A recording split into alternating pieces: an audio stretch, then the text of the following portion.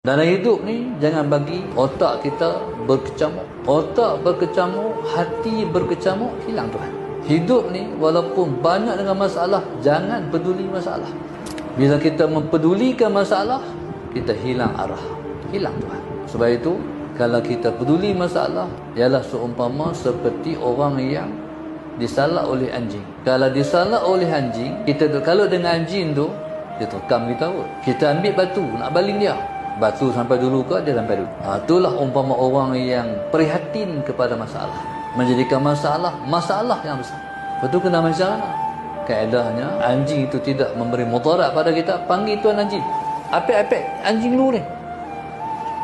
Panggil tuan anjing. Begitulah masalah. Panggil tuan dia. Siapa yang menjadi jembab pada masalah? Allah. Ada masalah, cari Allah. Semayang, sabar, doa, tawakal, serah pada Allah. Jangan peduli masalah. Gila. Peduli masalah, gila. Jadi subhanallah, Allahumma salli ala sayyidina Muhammad. Peduli Allah.